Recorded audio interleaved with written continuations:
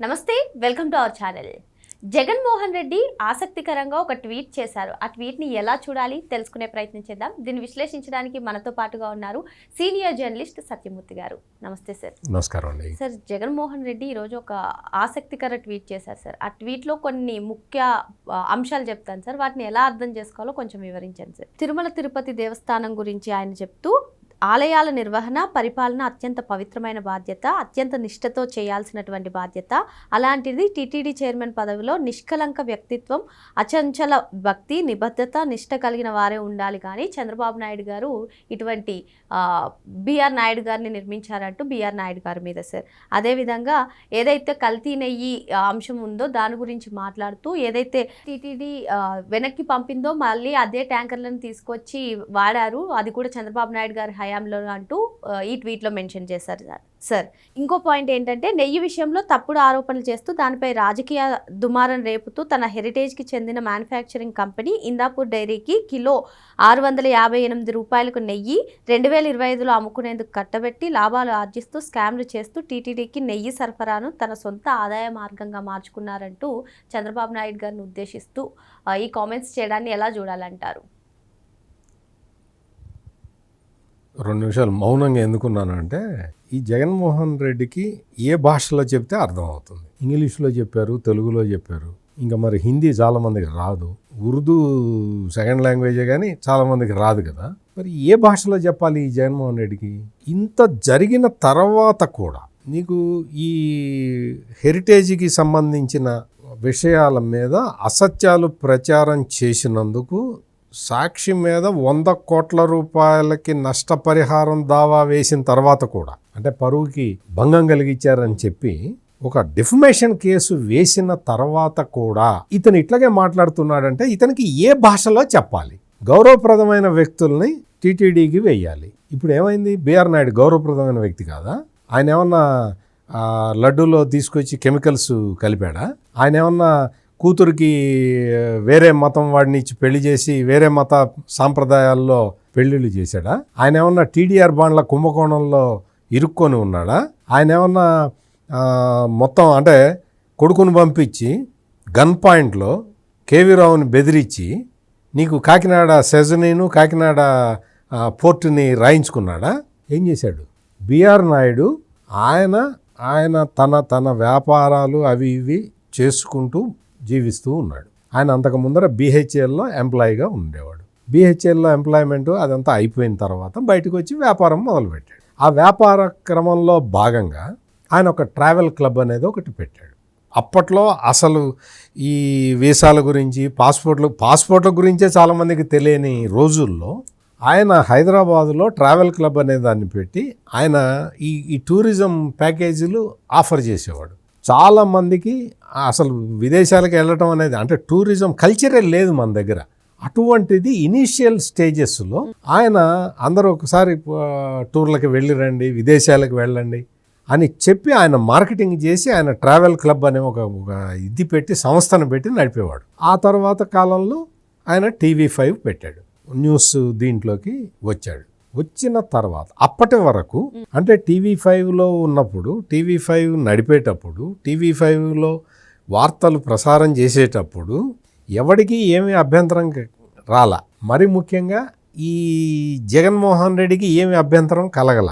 ఎప్పుడైతే జగన్మోహన్ రెడ్డి అధికారంలోకి వచ్చాడో, ముఖ్యమంత్రి అయ్యాడో, ముఖ్యమంత్రిగా పదవి బాధ్యతలో నిర్వర్తిస్తున్న సమయంలో జగన్మోహన్ రెడ్డి చేస్తున్న అకృత్యాల మీద ఎప్పుడైతే బిఆర్ నాయుడు టార్గెట్ పెట్టాడో, ఈ జగన్మోహన్ రెడ్డి 3 రాజధానులని చెప్పి అమరావతి రైతుల్ని మోసం చేశాడో, ఆ అమరావతి రైతులకి బాసటగా నిలిచాడు బిఆర్ నాయుడు. అంటే జగన్మోహన్ రెడ్డి చేసే అకృత్యాలని అడ్డుకున్నాడు యాజ్ అ న్యూస్ ఆర్గనైజేషన్. అంతే కదా, న్యూస్ ఆర్గనైజేషన్గా ఆయన చేయాల్సింది ఏంటి? ప్రజలకు అన్యాయం జరుగుతున్నది, దళితుల్ని కొడుతున్నారు, ముస్లింలు ఆత్మహత్య చేసుకుంటున్నారు, బీసీలని పెట్రోల్ పోసి తగలబెడుతూ ఉన్నారు.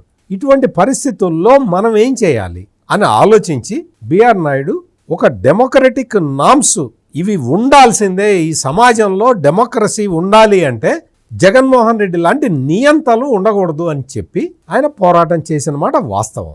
ఎప్పుడైతే TV5 ఈ పోరాటం మొదలుపెట్టిందో అప్పుడు ఇదే జగన్మోహన్ రెడ్డి ఇప్పుడు మీరు ట్వీట్ చదివి వినిపించారు, పెద్ద నీతులు చెప్తున్నాడు కదా. ఇంత నీతులు చెప్పే ఈ జగన్మోహన్ రెడ్డి బిఆర్ నాయుడు మీద దేశద్రోహం కేసు పెట్టాడు. బిఆర్ నాయుడు మీద అంటే ఒక న్యూస్ ఆర్గనైజేషన్ని నడుపుతున్న ఒక వ్యక్తి, ఆ వ్యక్తి మీద, ఆ వ్యక్తి అందులో పనిచేసే మరికొంతమంది వ్యక్తుల మీద అంటే మూర్తి లేకపోతే సాంబశివరావు ఇటువంటి వాళ్ళ మీద ఏం పెట్టావు కేసులు? దేశద్రోహం కేసులు పెట్టావు. దేశద్రోహం కేసులు అంటే నీ అన్యాయాలని అక్రమాలని ఎదిరించటం అంటే దేశద్రోహం కిందకు వస్తుందా? తెలుసా జగన్మోహన్ రెడ్డి నువ్వు ఏం కేసులు పెట్టావో, ఎట్లా వేధించావో? నువ్వు కేసులు పెట్టిన వేధించిన సిఐడి వాళ్ళు వాళ్ళ ఇళ్ల చుట్టూ అక్కడే ఉండేవాళ్ళు, పక్కకు కూడా కదిలేవాళ్ళు కాదు. వాళ్ళ మీద 24 గంటలు నిఘా. ఈ జగన్మోహన్ రెడ్డి ఉన్నంత కాలం వాళ్ళ మీద నిఘా, పోలీసు నిఘా. వాళ్ళు ఎక్కడికి వెళ్ళటానికి వీల్లేదు, ఏ పని చేయటానికి వీల్లేదు. ఎవరిని కలుస్తున్నారో, ఎవరితోటి మాట్లాడుతున్నారో ఫోన్లు ట్యాపింగ్ చేసి వినే విధానాలన్నీ తీసుకొచ్చిన ఈ జగన్మోహన్ రెడ్డి ఈ రోజున వచ్చి బిఆర్ నాయుడు మీద ట్వీట్ పెడతాడా? ఏం చేశాడు బిఆర్ నాయుడు? బిఆర్ నాయుడు చేసింది ఏంటి అంటే నీలాంటి నియంతలకి వ్యతిరేకంగా పోరాటం చేయటమే బిఆర్ నాయుడు చేసిన తప్పు. అది తప్పు అవుతుందా? జగన్మోహన్ రెడ్డి దృష్టిలో అది తప్పు, సామాన్య ప్రజల దృష్టిలో కాదు. బిఆర్ నాయుడు గురించి ఇంకొకటి ఏదో చెప్పాడు. ఈ జగన్మోహన్ రెడ్డికి అంటే ఏ భాషలో చెప్తే అర్థం అవుతుందా అని నేను ఇందాక నుంచి అడుగుతూనే ఉన్నా కదా. ఇప్పుడు బిఆర్ నాయుడికి ఎవరైతే లెటర్ రాసినట్టు ఈ భూమన కరుణాకర్ రెడ్డి, ఈ Jaganmohan Reddy YCP social media దరిద్రమైన ప్రచారాలు చేస్తూ ఉన్నదో, ఆమె హైదరాబాదులో అంటే సైబరాబాద్ లిమిట్స్లో రాయదుర్గం పోలీస్ స్టేషన్లో కేసు పెట్టింది. తెలుసా జగన్మోహన్ రెడ్డి నీకు? నా ప్రతిష్టకి, పరువు ప్రతిష్టకి భంగం కలిగిస్తున్నారని చెప్పి ఆ మహిళ పోలీస్ స్టేషన్లో కేసు పెట్టింది. అది కూడా ఆంధ్రాలో కాదు జగన్మోహన్ రెడ్డి, తెలంగాణలో పెట్టింది. ఎందుకు పెట్టింది? సైబరాబాదులో ఎందుకు పెట్టారు అంటే వాళ్ళకి బలం లేకపోతే, వాళ్ళ వాదనలో నిజం లేకపోతే వాళ్ళు వెళ్ళి ఆంధ్రాలో కేసు పెడతారు. ఎందుకంటే ఆంధ్ర పోలీసులను ఏదో మన గవర్నమెంటే కదా ఉంది అని ఏదన్నా బతిలను అడుకోవచ్చు అని. కానీ మరి తెలంగాణలో కేసు పెట్టారు కదా, ఆ విషయం తెలుసా నీకు? ఇంకొకటి, ఇదే ఈ బిఆర్ నాయుడు మీద వీళ్ళందరూ ఈ జగన్మోహన్ రెడ్డికి సంబంధించిన వ్యక్తులందరూ దారుణమైన ప్రచారాలు చేస్తున్నారని చెప్పి ఆయన నిన్న గ్యాగ్ ఆర్డర్ తెచ్చుకున్నారు. గ్యాగ్ ఆర్డర్ అంటే ఆ విషయం మీద ఎవరు మాట్లాడకూడదు. ఈ జగన్మోహన్ రెడ్డి చట్టాలని ఉల్లంఘించటాన్ని ఒక అలవాటుగా చేసుకున్న వ్యక్తి. చట్టం ఉల్లంఘించటం హీరోయిజం అనుకుంటున్నాడు. నేను రప్ప అందరినీ నరుకుతా అని చెప్పటం హీరోయిజం అనుకుంటున్నాడు. గంజాయి బ్యాచ్ని ప్రోత్సహించటం హీరోయిజం అనుకుంటున్నాడు. కోర్టు ఆయన ముఖ్యమంత్రిగా ఉన్న సమయంలో న్యాయమూర్తుల మీద వ్యతిరేకంగా క్యాంపెయిన్ నడిపిన వ్యక్తి ఈ జగన్మోహన్ రెడ్డి. అంటే అతనికి అధికారంలో ఉన్నప్పుడు కానీ, అధికారం కోల్పోయిన తర్వాత కానీ, న్యాయమూర్తుల మీద కానీ, న్యాయస్థానాల మీద కానీ ఎటువంటి ఆయనకి అసలు గౌరవమే లేదు అంటానికి ఇది ప్రత్యక్ష ఉదాహరణ, తాజా ఉదాహరణ, లేటెస్ట్ ఎగ్జాంపుల్. గ్యాగ్ ఆర్డర్ ఇస్తే నువ్వు ఎట్లా మాట్లాడతావు జగన్మోహన్ రెడ్డి? ఆ విషయం మీద మాట్లాడకూడదు అని గ్యాగ్ ఆర్డర్ ఇచ్చింది కదా కోర్టు, నీ మీదే కదా ఇచ్చింది, నీ పార్టీ మీదే కదా. నువ్వు ఎట్లా మాట్లాడతావు? అంటే నువ్వు వాంటెడ్గా కోర్టుల్ని ధిక్కరిస్తున్నావు. ఏం చేస్తాయి ఈ కోర్టులు అని చెప్పి కోర్టుల్ని ప్రశ్నిస్తున్నావు జగన్మోహన్ రెడ్డి. ఇది మంచిది కాదు. డెమోక్రటిక్ వ్యవస్థలు నీలాంటి ఆటోక్రాట్ని భరించలేవు. అందుకనే పర్యవసానం చూసావు కదా. పర్యవసానాలు చూసిన తర్వాత కూడా నీ ప్రవర్తనలో మార్పు రావట్లేదు. సార్, హెరిటేజ్ గురించి కూడా అసలు ఢిల్లీ హైకోర్టు ఆదేశాలు ఇచ్చింది కదా సార్, ఎటువంటి పోస్టులు పెట్టకూడదు, దానికి వ్యతిరేకంగా రాయకూడదు, కథనాలు కూడా ప్రచురించకూడదని. అయినా జగన్మోహన్ రెడ్డి అటు హెరిటేజ్ పైన, ఇటు బిఆర్ నాయుడు గారి పైన ఇటువంటి కామెంట్స్ చేయడం చేస్తాడు. అతనికి న్యాయ వ్యవస్థని ధిక్కరించటం అనేది ఒక ఫ్యాషన్ అయిపోయింది. ఇప్పుడు మళ్ళీ మీరు చదివిన ట్వీట్లో మళ్ళీ ఇవాళ ఏమంటున్నాడు? హిందాపూర్ డైరీ ద్వారా హెరిటేజ్ నెయ్యి సప్లై చేస్తున్నది అంటున్నాడు. అసలు నీకు ఏ లాంగ్వేజ్లో చెప్పాలని మళ్ళీ అడుగుతూనే ఉన్నాను నేను. హిందాపూర్ డైరీ నెట్ వర్త్ 10,000 కోట్ల రూపాయల నెట్ వర్త్ ఉన్న కంపెనీ అది. రోజుకి 4 లక్షల లీటర్ల పాలను సేకరించే కెపాసిటీ ఉంది, చేస్తూ ఉన్నది. పూణే జిల్లాలోకి వెళ్ళి నువ్వు ఇందాపూర్ అనేది అదొక ఊరు పేరు అది. ఆ ఇందాపూర్లో ఈ కంపెనీ పేరు సొనాయ్. ఈ బ్రాండ్ నేమ్ సొనాయ్. వాళ్ళు తయారు చేసే నెయ్యి కానీ వెన్న కానీ ఇవన్నీ కూడా, ఈ ప్రోడక్ట్లన్నీ కూడా సొనాయ్ బ్రాండ్ తోటి వస్తాయి. ఇందాపూర్ అనేది విలేజ్ పేరు అది. ఇండాపూర్ డైరీ అందరూ అంటుంటారు అక్కడ. వాళ్ళు ఇండాపూర్ డైరీకి పాలు పోయకుండా పూణే జిల్లాలో అసలు ఏ పాటి రైతు ఉండడు. అంత ప్రెస్టీజియస్ కంపెనీ అది. అటువంటి ఇండాపూర్ కంపెనీని తీసుకొచ్చి హెరిటేజ్కి ముడి పెడతాడేంటి? ఏం మనిషి అసలు? ఇతనికి కూడా చాలా వ్యాపార సంస్థలు ఉన్నాయి కదా, B2B కంపెనీలు, B2C కంపెనీలు అని ఉంటాయి. తెలుసా జగన్మోహన్ రెడ్డి? నువ్వు చాలా పెద్ద వ్యాపారవేత్తవి కదా, నీకు సిమెంట్ ఫ్యాక్టరీలు ఉన్నాయి, నీకు పవర్ జనరేట్ చేసే హైడర్లు ఇవి ఉన్నాయి. నీకు ఇవి కాకుండా నేను మళ్ళీ అవన్నీ చెప్పలేనులే, మనీ లాండరింగ్ అవన్నీ చెప్పాలంటే మళ్ళీ ఇంకా చాలా టైం పడుతుంది. అటువంటి కంపెనీలు చాలా ఉన్నాయి కదా నీకు. B2B, B2C కంపెనీలకి తేడా తెలుసా? ఇండాపూర్ అనేది సొనాయ్ B2B company, business to business. Heritage అనేది B2C కంపెనీ, అంటే business to customer.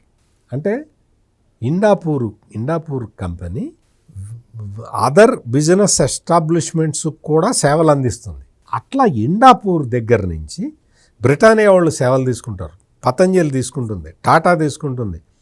Mother dairy అనేది అతిపెద్ద కంపెనీ ఇండియాలో, భారతదేశంలో. అటువంటి మదర్ డైరీ తీసుకుంటుంది. ఇన్ని కంపెనీలు తీసుకుంటూ ఉన్నాయి. ఇంకోటి ఏంటో తెలుసా? ఈ జగన్మోహన్ రెడ్డికి అప్పట్లో బాగా ఇది చేశాడు, అమూల్ని తీసుకొద్దామని చెప్పి. ఆ అమూల్కి కూడా కో మ్యానుఫ్యాక్చరర్ ఇదే, ఇండాపూరే. ఈ జగన్మోహన్ రెడ్డికి ఎట్లా చెప్పాలి? ఇప్పుడు నేను చెప్పింది మీకు అర్థమైందా? నేను ఇందాక నుంచి బిఆర్ నాయుడు గురించి చెప్పాను, మీకు అర్థమైంది కదా. ఇప్పుడు ఇండాపూర్ గురించి చెప్పా, మీకు అర్థమైంది కదా. కోర్టు ఆర్డర్ల గురించి చెప్పా, మీకు అర్థమైంది కదా. బిఆర్ నాయుడు విషయంలో కోర్టు ఆర్డర్ చెప్పాను, మీరు హెరిటేజ్ గురించి అడిగారు, మీరు దానికి చెప్పాను నేను, మీకు అర్థమైంది కదా. మరి జగన్మోహన్ రెడ్డి ఎందుకు అర్థం కావట్లేదు అంటే నేను చెప్పే మాటల్ని వింటున్నారు కాబట్టి మీకు అర్థమవుతున్నది. నేను చెప్పే మాటలు కానీ, లేదు నాలాంటి వాళ్ళు చెప్తున్న విషయాలు కానీ, గవర్నమెంట్ ఇస్తున్న క్లారిఫికేషన్లు కానీ, హెరిటేజ్ వేస్తున్న డెఫమేషన్ కేసులు కానీ, బిఆర్ నాయుడు తెచ్చుకున్న గ్యాగ్ ఆర్డర్లు కానీ, ఇవి ఏవి నేను అర్థం చేసుకోను. నేను ఎట్లా చెప్పాలో అటకే చెప్తా అనే వాళ్ళకి ఏం చెప్పాలి, ఎట్లా చెప్పాలి? ఇక్కడ బిఆర్ నాయుడు ఆయన తిరుమల తిరుపతి దేవస్థానాల ప్రతిష్టని పెంచాడు. నెయ్యి సప్లై కాంట్రాక్ట్లో ISO స్టాండర్డ్స్ ఉండాలి అని రూల్ పెట్టాడు. జగన్మోహన్ రెడ్డి నువ్వు పెట్టించావా? నీ బొమ్మన కరుణాకర్ రెడ్డి పెట్టాడా? ISO సర్టిఫికేషన్ ఉన్న కంపెనీలు మాత్రమే పార్టిసిపేట్ చేయాలి అని నీ వైవి సుబ్బారెడ్డి పెట్టాడా? ఎందుకు పెట్టలేదు? ISO సర్టిఫైడ్ కంపెనీ మాత్రమే ఈ టెండర్లలో పార్టిసిపేట్ చేయాలి అని పెట్టాడు. జియో లాకింగ్ సిస్టమ్ పెట్టాడు. నువ్వు ఎందుకు పెట్టలా? నీకు బోలేబాబా డైరీ నుంచి నీకు ఆర్గానిక్స్, దాని పేరేంటి, సుగంధ కెమికల్స్ వాడు కెమికల్స్ కొని వీడికి పంపిస్తే వీడు నెయ్యి తీసుకొచ్చి వెంకటేశ్వర స్వామి దగ్గర పెట్టాడు. నువ్వు దాన్ని ఏం చేసావు? లడ్డూల్లో వాడావు.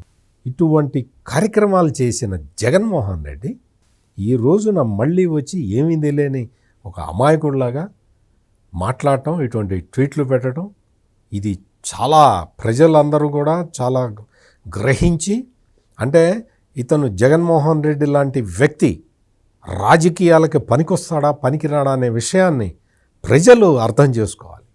మరో అంశంతో మళ్ళీ కలుద్దాం. Thank you sir. నమస్కారం.